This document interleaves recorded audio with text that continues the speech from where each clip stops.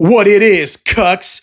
The hater started to do a wrestling review of Deadline, and that video is going to be released tomorrow because it turned into something much, much better. A discussion on WWE and racism. I'm not going to spoil tomorrow's video in this video, but let's get to it with the review it, motherfuckers. Let's review it. And let's re-review it. I'm going to make that shit up. So anyways, the show starts out, and it's Oba coming out first. So the NXT title match is going to open the show. Now, normally this would be a bad look, but you're not going to get a match more over than the Deadly Games, whatever the fuck it's called, right? The Iron Challenge, I think. You're not going to, I'll do that. So the second best spot on the card is the opening match, in my opinion. So it's Oba Femi. He comes out. He's a beast. And they introduce him as being 310 big ones, 310 pounds. Ricky is 210 pounds. So automatically, this match is out the window, just on absurdity alone. Like Oba Femi, despite being fat and looking like two Kofi Kingstons put together, the facts are the facts. He would obviously tear Ricky Saints apart, right? Oba is not a bad wrestler. And quite frankly, neither is Ricky Starks, right? They're both decent wrestlers. But in my personal opinion, they're not going to become big deals because even though they're good at what they do, they are otherwise boring, right? Like, I'll put it to you this way. Ricky Saints has a spear signature move and a tornado DDT finisher. That's who Ricky Saints is. Oba Femi has a powerbomb finisher. Yeah, I just don't see this happening, but I did enjoy this match. During the match, Oba goes for a big ending, but Saints counters it by just landing on his feet. So there goes that move, right? This makes Oba look like a complete retard, right? It should be noted that throughout the majority of this match, Oba Femi did something that a lot of big men don't do anymore. He did not wrestle like a retard, right? This was not one of those cat and mouse games. Like if Oba Femi were to wrestle Dominic Mysterio that is, he would have to wrestle like a retard. He would have to go for the powerbomb and Dominic would counter it 19 times.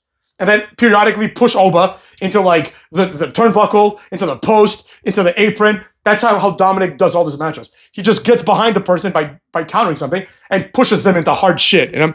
So Oba Femi didn't wrestle like a retard, which I do like, right? If he has any chance, it's this. In my opinion, he needs to lose some weight immediately, but, you know, it is what it is. If he wants to be a massive star, right? If he wants to be a Kevin Owens, he's fine. He can reach that level, you know?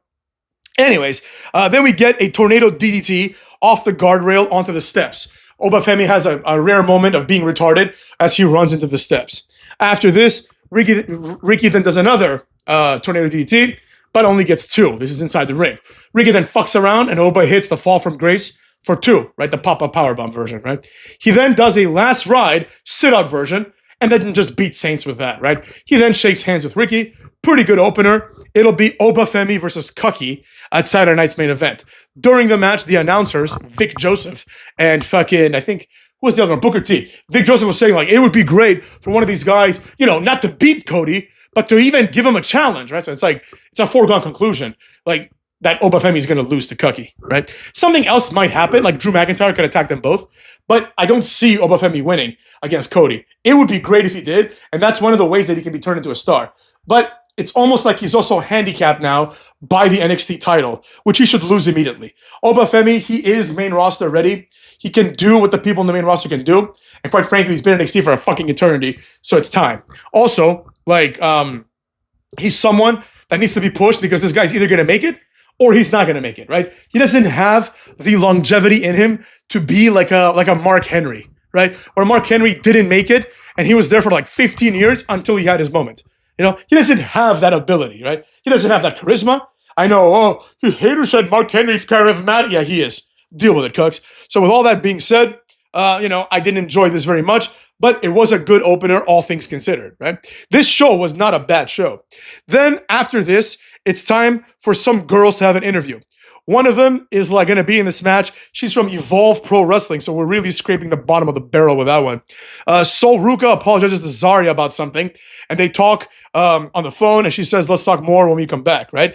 It's time for the Iron Survivor match for the women. But before this, we see Hank and Tank, who are awesome, and they won the GHC Tag Team Championships in front of about 16 people in Pro Wrestling Noah. I think they also lost those titles, but it doesn't matter, right? The crowd is like 16 people. Like John Cena has enough world titles to give to everyone in attendance in this horseshit Japanese indie jobber fest.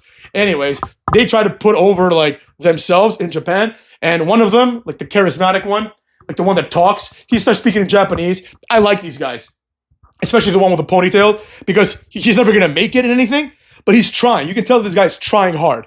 Like, I would be okay with him having like a Zack Ryder type run. You know what I mean? Like this overachiever type run. I like them very much. After this, it's time for the women's match. It's the Kendall Gray broad that was interviewed from Evolve. She's the Evolve Women's Champion, to be fair, against Kelani Jordan. They're okay, right? Kendall Gray hits effectively a Shelton Benjamin-esque power slam, snap power slam, but it's a little bit different, and gets a point. She does this at the end of the first 5 minutes. So Kelani goes to the penalty box for 90 seconds, and Jordan Grace is next and beats that ass.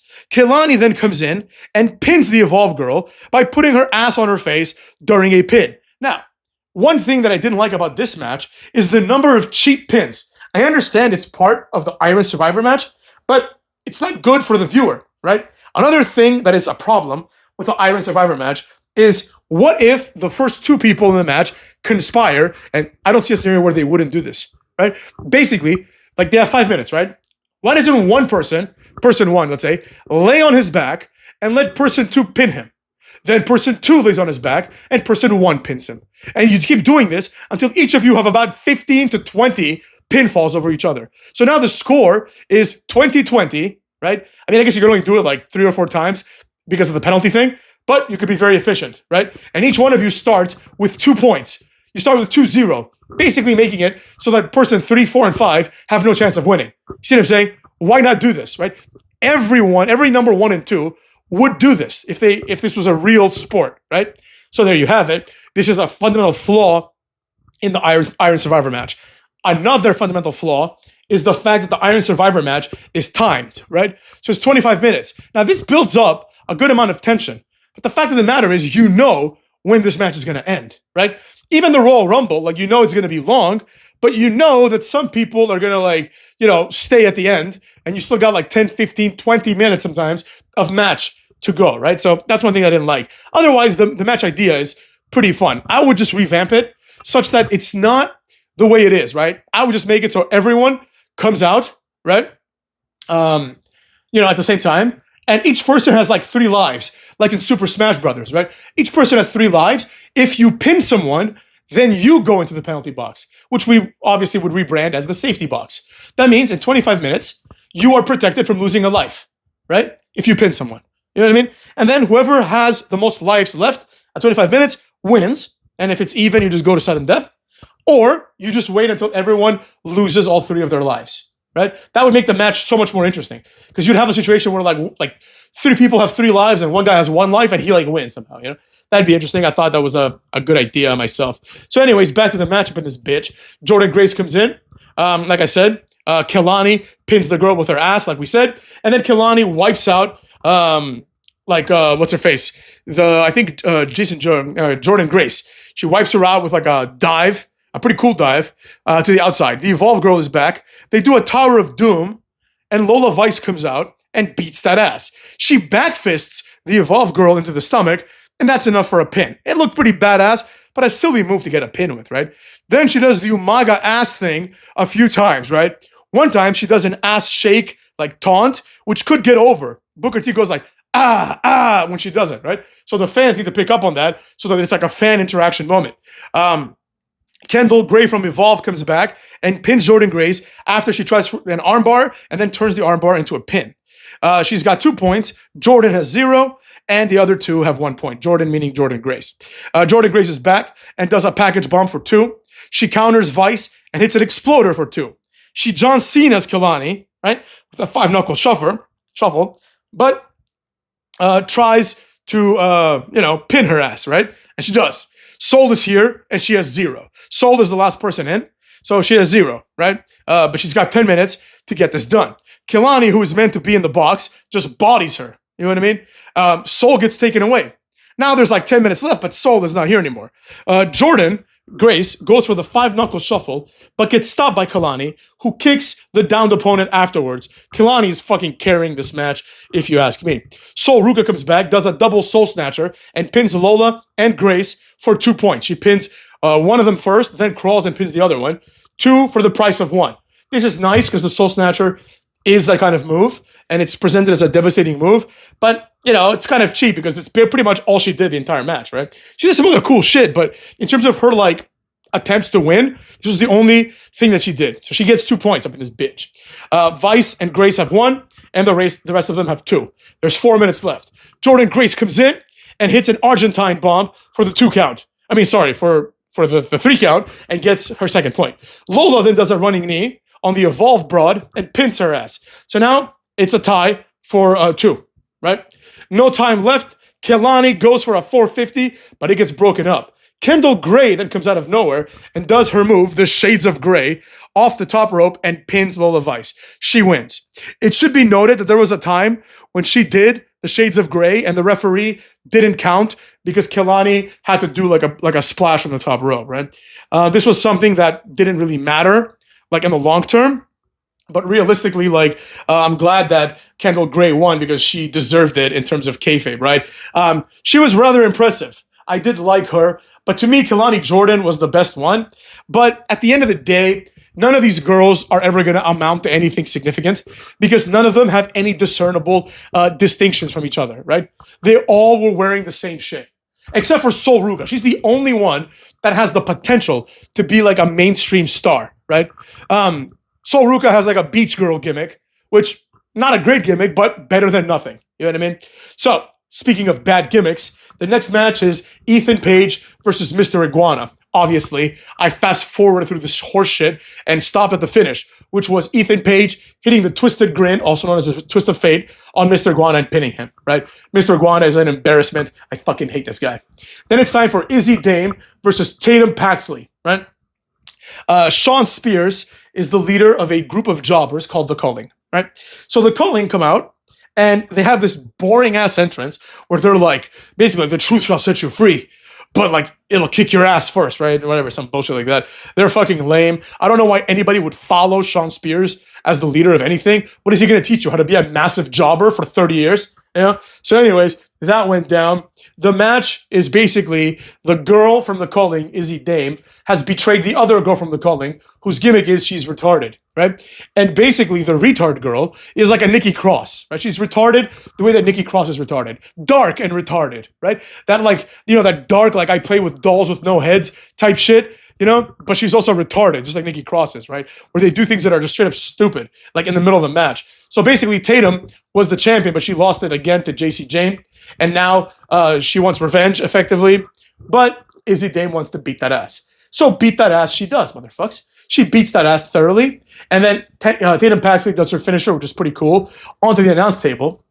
Then she throws her in the ring, and she's about to go in and maybe do the finisher again or otherwise pin her. And then Sean Spears comes out with 2 dolls. One looks like Izzy, one looks like Tatum. He pulls the head off of the Tatum doll. This takes 3 minutes, right? Tatum slaps him. His lackey, who looks just like him, same haircut. The lackey is all concerned that a girl who's 5'1" slapped Sean Spears, who despite being a massive jobber, is a big guy, right? So she slaps this guy, and she goes back into the ring, gets big booted by Izzy Dame. Izzy Dame hits her finisher, called the Dame Over. Nice name, if you ask me. And that's it. That's 1, 2, 3 on that bitch. Afterwards, we see a vignette telling us that Shiloh Hill is going to debut next week. He apparently won LFG Season 2, and he will debut. He's the guy with a missing tooth in the front. He gets a vignette, which will go down as historically bad. This will be like the Kazarni vignettes. This was him in front of a laptop, in front of a computer setup, right? And he tells a story about his childhood, right? The stories are how he started playing football and how he beat some kid up by headbutting him, right? The entire thing here is just to paint this guy as being quirky and weird, right? But it wasn't a comedy thing. It was just meant to be unsettling, but instead it came off as stupid as shit, right? Then he puts this all in a chat GPT type thing, and then the system says, it's time for you to debut, right? So he's going to debut. This guy is going nowhere. I can tell you right now, this guy, it's never going to fucking happen for this guy. Anyways, it's time for the main event, the men's match. It's Javon Evans and Leon Slater starting out. We also know from a previous interview that Miles Bourne chose third. He had the ability to choose. He chose third, reasoning that it's basically the best juncture of the match, right? You're not super fresh because you're third, but you also have the opportunity to be in the match a little longer, maybe rack up some pins, right? That's how that goes down. Vic then asks Booker T what he thinks about Miles picking third when Miles comes out, right? And Booker T says, I think he's deaf, but not dumb, right? Which I know what he was going for there, because we have the expression deaf and dumb. And he was trying to say this guy's not, he's an intelligent guy. But it came off as like kind of pointing to his deafness, which I think some people are going to have an issue with. Not me, I could give a fuck. You know what I mean? I don't give a shit at all. But some people would. You know what I mean? After this, we have Javon Slater pinning Javon Evans pinning Slater with a Hurricane Rana, right? Right before Bourne comes out. Bourne comes in, beats that ass. But then Dion Lennox is next. Nothing happens in the 5 minutes that would belong otherwise to Miles Bourne. Dion Lennox comes out. This guy's massive. I like this guy. Dion and Miles do a doomsday device at some point, and Dion hits a suicide or a last symphony for the 3 on Javon. Joe Hendry comes in and beats on everyone, right? He hits the Widowmaker on Miles and pins his bitch ass. Leon hits a Swanton 450 on Hendry and gets a point. So everyone has a point aside from Miles Bourne, right? Another thing I want to say about Miles Bourne, I respect the fact that this guy is deaf and is pursuing his dreams. But this guy has no personality, right? People were saying that this guy reminds him of Randy Orton because he has a bald head and because he has a level of muscle, right? He is not in the same level of shape as Randy Orton, right? It's not even close. Orton is also like a foot taller than him, right? And Orton is better in the ring. And Orton has more personality, right? So the comparisons need to end now. This guy is not great. He's decent. He will have a Chad Gable-like career, you know? Meaning he'll achieve absolutely nothing on the main roster and just be there, right? After this, when all the people have the point but Miles gets a Born Again, which is his finishing move. It's a zigzag on Leon, and he's about to pin him, but Dion breaks it up. He then hits it on Dion and gets the point, right? This was a nice little tidbit, right? Because he hit it on one guy, he could have gotten that point. He didn't. He hit it on the guy that broke it up and got a point, right? So he could have gotten 2 points, but because of the way things went down, he had 1 point. So everybody has 1 point up in this bitch. You know what I mean? Dion then beats up Hendry in the cage, so Hendry isn't able to come out. Hendry's clock runs out on the cage, right? Because he's in the penalty, but he can't come out. So he comes out a little late, and he beats on Dion a little bit when he gets out. Then there's a lot of beatings in the ring. There was some cool shit that went down. Like, basically a bunch of back and forths, like cutters and shit like that. But basically, it's time for Dion to come back with 2 minutes left as everyone else is down, right? Dion attacks Joe Hendry, right? And catches Javon, who does a tope suicida on him, right? He catches him, then he throws him against the ref, and both Javon and the ref end up in the cage, which he then locks, which I thought was pretty smart, motherfucks. Javon, however, climbs out of the cage, which apparently doesn't have a top. That's really stupid, you know? And he dives from the cage to the outside doing a move, right? He does the OG cutter, but Miles breaks it. 45 seconds left, motherfucks. Then Miles does a super Born on Javon, right? Super Born Again. So, you know, like a super zigzag. But Dion pulls Miles off, motherfucks.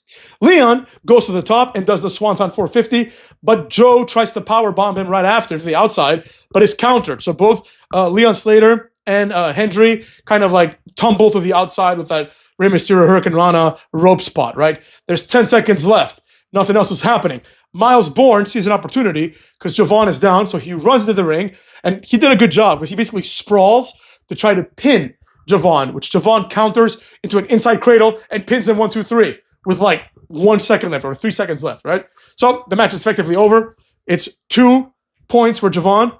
Everyone else has 1 point. And that's the end of that, motherfucks. Obafemi's music hits, as one would expect, and he comes out. The lights go off. We see a video of some guy walking, and the lights come on again. Tony D'Angelo appears. I thought it was some random Arab, right? He appears and spine busters Javon as Obafemi looks concerned. I will say this. Tony D'Angelo now has a beard, and he was wearing a pretty cool coat, right? So I'm glad that he's not like this jobber anymore, you know? And he's trying to like appear more badass because he is a sizable guy. You know what I mean? And he is like a former NCAA collegiate wrestler. So like he is believable, you know? Like he'd probably destroy everyone else in this match. You know what I mean? Including Obafemi, by the way, and Ricky Saints. He's like a real one, you know? But they went with a gimmick. The gimmick was stupid. So now he's more serious. I still want him to have like the Dawn elements because I think that's better than no gimmick. But he just felt like a threat when he came in the end, you know? And as you all know, I don't think anything of him. Like, I don't think he's going to, amount to much on the main roster. But if he is going to amount to something, it's going to be under these circumstances. Not under like, I'm the Dawn, hey, like da-da-da-da-da. Like, he's not Big Vito from JCW. So there you have, motherfuckers. Take care of yourselves. Enjoy this review. And at some point, you're going to get the other video too. Caxtis!